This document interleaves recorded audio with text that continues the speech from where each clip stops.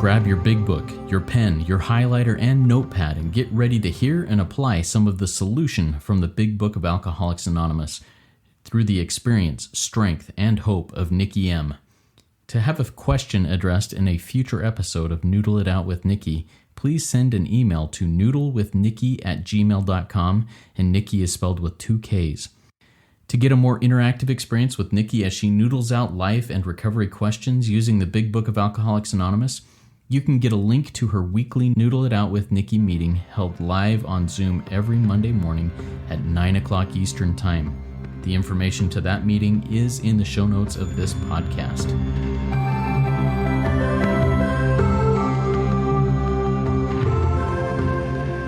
God morning, God afternoon, and God evening to all. My name is Justin B., and I am a son of an all-powerful and all-loving God and a qualifying addict of multiple fellowships, living in the miracle of recovery one day at a time. And I'm here with the intelligent agent, spearhead of God's ever-advancing creation, and my co-host, Nikki M. Nikki, tell us a little bit about what's going on today. Well, today is just an amazing day because I have the obsession of gratitude in my mind. I used to obsess about crazy things like men and money, and it got me nowhere. The book actually says it's futile and fatal. And so then that's the resentments that come with worshiping men and money. So long story short, my mind, I've had a psychic change. What's a psychic change, Nikki M? It's a mind and soul change. So I'm obsessed with gratitude. Thank you, Justin. And I'm obsessed with the gratitude that you expressed there. I'm grateful that you're here with us. All right. Real quick, just a couple of real quick business items. Nikki, Noodle It Out with Nikki is a part of the RICO 12 family of recovery resources, and we're really grateful for that. I'm obsessed with the gratitude of that. We have several other resources. Please check those out. I've got the links to those in the show notes of the podcast. And this project called Noodle It Out with Nikki M is an exercise and a deep dive into finding solutions to questions, issues, and things we encounter in everyday life in the Big Book of Alcoholics Anonymous. I'll bring a couple of questions from our lives, from the lives of people we work with in recovery, or from others that we've heard to the listening audience to the Big Book. So get your Big Book out and get ready to run around it and make some notes. Nikki, today we're going to talk a little bit about the concept of honesty. And this is one that has always been a bedevilment to me. It's been one that, it really held me back for decades from getting into the rooms. And even, now I find myself slipping back into some dishonesty, some practices of not complete honesty. And so we'll jump in here and I'm going to ask a couple of questions that I've seen around. All right. First one says, I seem to lie, or at least to not disclose everything, even when it doesn't matter. Stupid things, and avoiding sharing more truth in order to protect others. But really, as I look at it, it's to protect myself. Nikki, what does the Big Book say about honesty and about this concept right here of just lying about stupid things? Okay. Wow. That's a big question. And everybody know, let's just start off on what we read pretty much in every AA meeting. If you're in these meetings, when they read it, it says, rarely have we seen a person fail who thoroughly, that's on page 58. Let me just open up my Big Book real quick because I want to read it verbatim about honesty. See, it says, rarely have we seen a person fail. That person is a real addict, a type 3, can't take it, can't leave it, can't live without it. Real addict. That's on page 21 of your Big Book if you need to diagnose yourself or your sponsees, who has thoroughly followed our path. See, thoroughly means line out, no half measures, 100%. And thoroughly does not mean perfect. And this is a path. This is a recipe laid out for us. Those addicts, those type 3, those real addicts who do not recover are people who cannot and will not completely, again, 100%, give themselves to this simple program. Usually men and women, and I love this line, who are constitutionally incapable of being honest with themselves. Now, if this person says they lie about the simple little things, they're not constitutionally incapable because they're admitting they're dishonest. See, I was in a meeting with a lawyer one time, and he's a big Canadian lawyer, and he said, constitutionally incapable of being honest means you're a psychopath. You cannot follow a constitution. If you can't follow the constitution, then you are a psychopath and you should not be in this room. but most of us are constitutionally capable. We're capable of being honest. So that's number one. Okay. And then I want to roll into why you lie about the little things, because here it is on page 118. It says, you, and I just put my name, Nikki, and I don't have a husband. I'm going to get one. He's in Luxembourg one day, but not in this moment. You, Nikki, you will find that you, Nikki, can dispose of serious problems easier than you can the trivial ones. See, my line out says, little stuff eats at my soul. Oh, I had no problem deciding I was going to move from California to Toronto, but ask me what color dress I want to wear to that wedding, and I'm having a meltdown. It's the little things. Couples out there, single people, what are you going to eat tonight? I mean, it's a meltdown, but you can decide if you're going to get that, adopt that puppy in a minute. Big decisions are easy.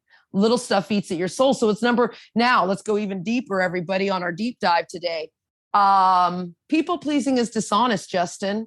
A lot of the time, this is about codependency and radical honesty, which is, look what I do for you. I did it because No, you did it because you want to, page, I think it's 60, 61. You want to be the actor, trying to arrange the lights, the people, everything the way you want it. And here's what you do, because this is where your dishonesty comes in. You think you're doing it for other people, control freaks. I'll talk about myself, Nikki, you control freak, because you think you're being honest, but you're trying to arrange the lights, the ballet, the scenery, the rest of the players in my own way. My line now says Nikki's a control freak. And if only Nikki's arrangements would stay put, I'm on page 61. Stay put, line out. They never will. Get honest, Nikki. If only people will do as I wish, but I'm being honest. Look at that. No, you're not. You're being controlling. You're being people pleasing. You're being the actor. You're playing God. Full stop. The show would be great. That line out, that's a codependent's dream come true. Everybody, including Nikki, would be pleased. Life would be wonderful. Now, here it is. See, our actor is sometimes virtuous, kind, considerate, patient, generous, modest, even self-sacrificing. But on the other hand, you're egotistical, selfish, dishonest. And why? It says in the doctor's opinion, and I love this line, our addict life seems the only normal one. We're used to lying. Our parents are used to lying. We're all used to people pleasing. Does my butt look big in these pants? Oh, no, honey, you look great. How about no? Those pants look awful on you, honey. Come on, go in there and take them off. Literally, even my boyfriend recently, he's like, you lost too much weight in COVID. Like, what happened to you? Gained some weight. That wasn't fun to hear. And I had to put some pounds on. You understand, this is radical honesty, Justin. Now, is it helpful? Because that's our real job, page 102. Sometimes it's better just to be quiet and patient. Page 102. But what I said was honest. What I said was, it was helpful. It was sincere, blah, blah, blah. But was it loving, Nikki? No, that wasn't loving what I said. Because if you want to get radically honest, there is a self-will and God's will test that we know in our workbook. Justin and I we sponsor a way of a condensed of the big book. And in there, it comes from the Oxford group, the 4 absolutes. And you can see if you're being honest. Is it honest, pure, unselfish, and loving? It must have all 4 principles. If I'm in my will, this is how I can tell if I'm honest. Is it resentful? If it's resentful, it's dishonest. Is it selfish? Oh, but look what I'm doing for the other person. You're doing it because you're playing God, Nikki. You want to arrange the lights, the scenery, your people the way you want them. It's people pleasing. It's dishonest. Is it fearful, Nikki?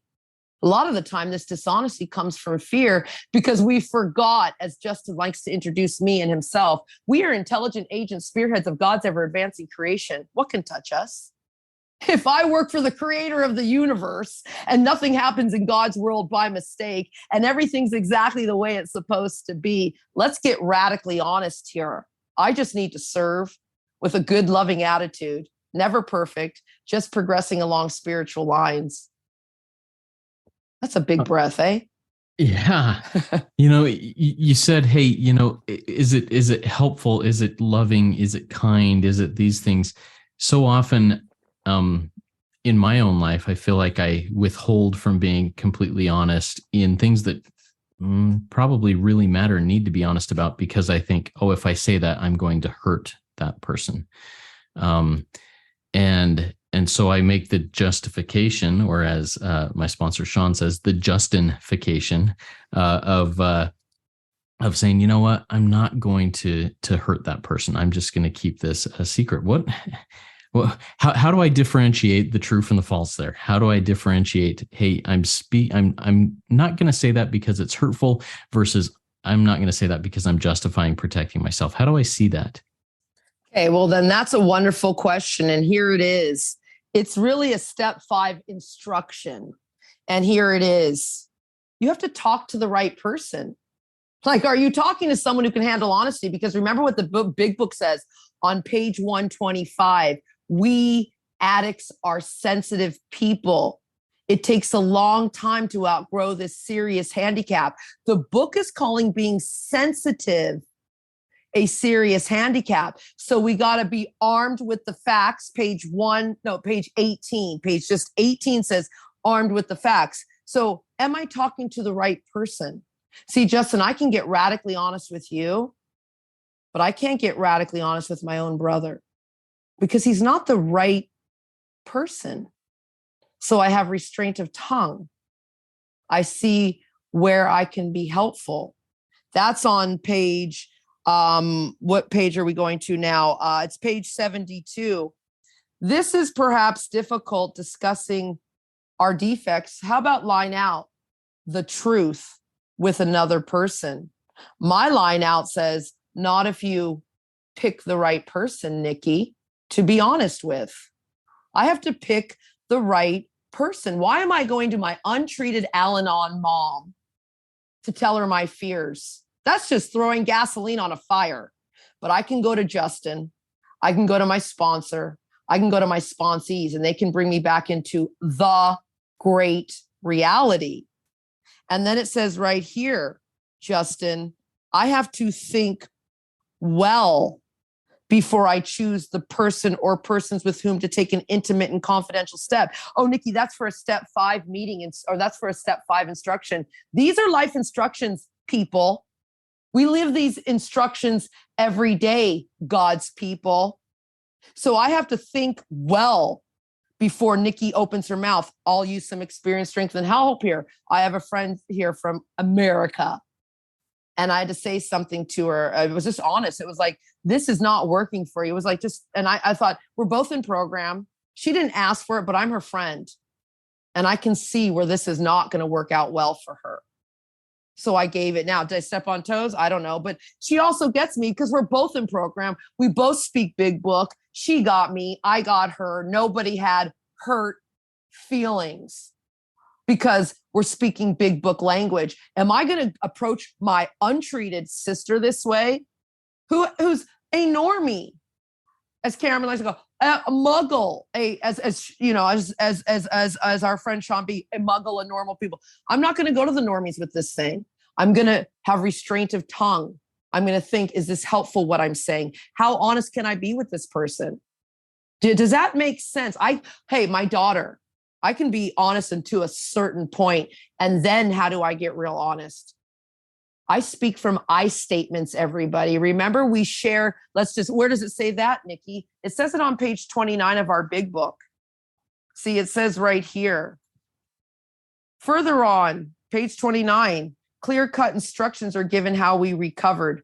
Recovered, ED, from a seemingly hopeless state of mind and body. And then it says, further down, it says, next paragraph, each individual, that's me, in my personal story, I describe in my own language. That means I need to speak from I statements, not you, not we, from my own point of view, not you, not we, me, I statements, the way I established a relationship with God. Make sense? Yeah, good stuff. Thank you, Nikki. I've got one more question, but I think you really addressed it here. But let's maybe dive a little bit on this with in relation to honesty. I can't even seem to be honest with myself. Is this the question? I lie thinking that it is honest, or at least kind to others and to self. I how does one become honest with oneself? In what do we learn about that in the big book? Well, the way we go through the big book, and you know this, Justin, and this is why we have to go through a deep dive, is number 1, page 23. This honesty centers in your mind. See, you've been programmed, whoever's asking this question, or if it's happening to me and Justin, we have been programmed to believing a certain, remember what it asks us on, I think it's page, we're to sweep away our prejudice. Let me just see where that is. That's, I think, on page 52 or 57. We are to sweep away our prejudice. You have to sweep away everything you've ever known. That's how you get honest. You have to sweep away everything. But my mom said that. But the rooms have been telling me that. I'm sponsoring a woman who has been in the rooms for over 30 years. And she's like, I'm like, madam, you must sweep away everything you've learned. Because she's sober, but she's dying on her thinking.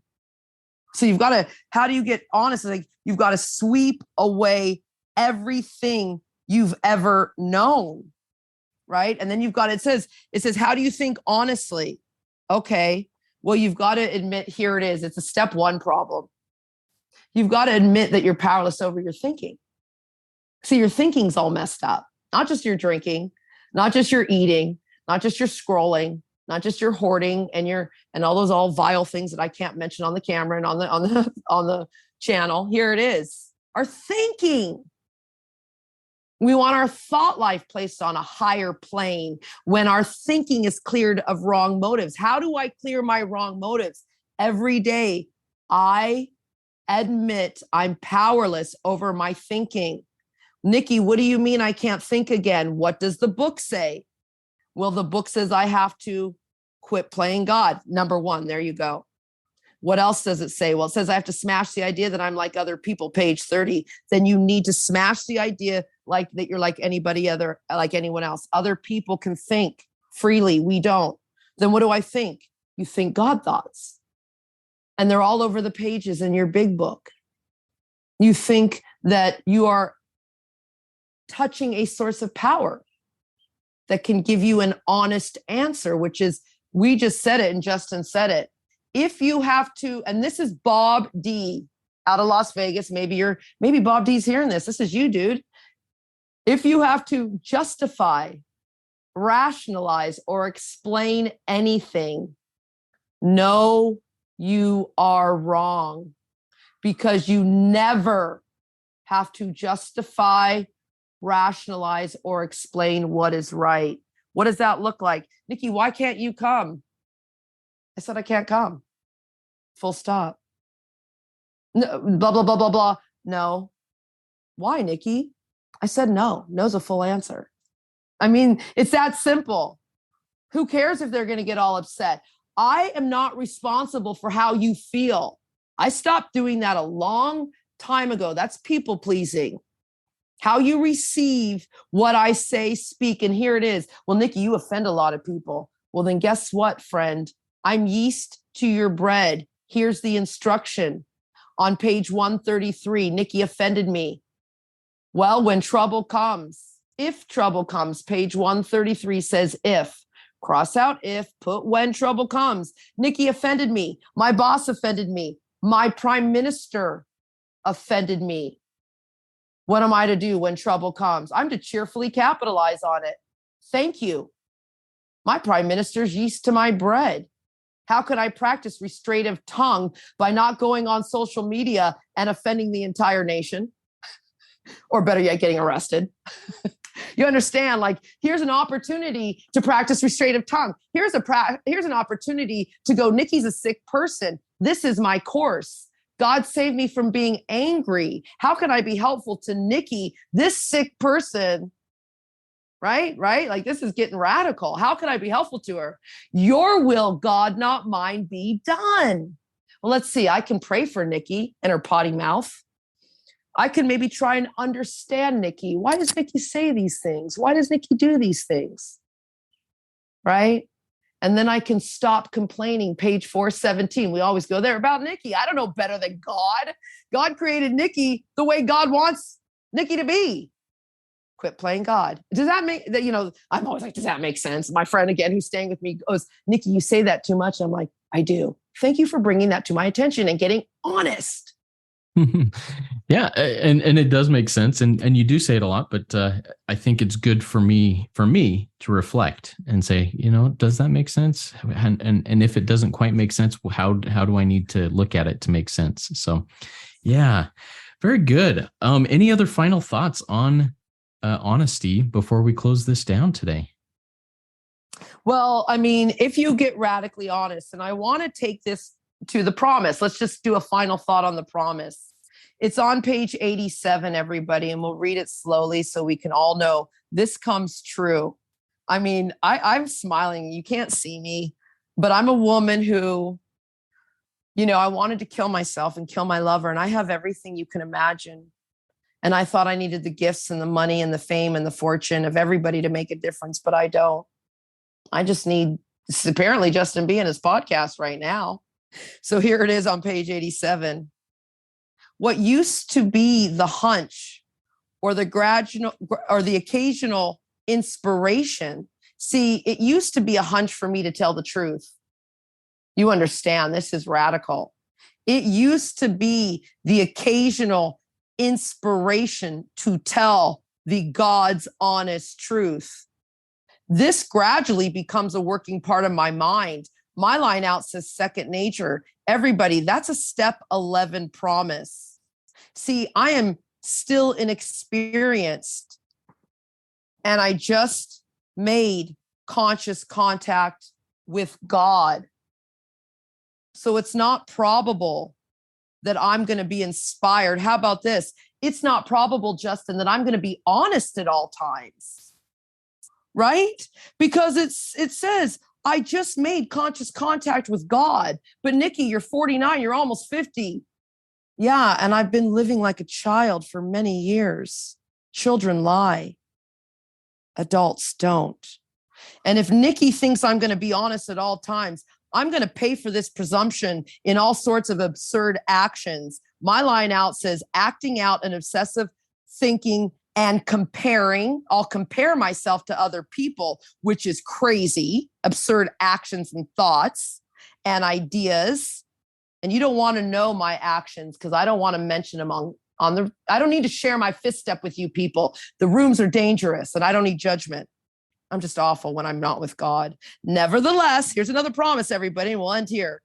Nikki finds that her thinking, this is a thinking, everybody, final thoughts, think big. God loves you so much. God loves me so much. And as time passes, I'm more and more on a plane of inspiration. I'm on my knees, smiling, crying, loving God. Because this is what's happening. I'm relying on this, Justin. If you don't believe this, what are you doing here? I think we can close up there. Guys, remember there is one who has all power, all love, all ability to deliver me, you, and everyone from our dishonesty, from our unwillingness, from our closed-mindedness. And that one is God. May you find God now.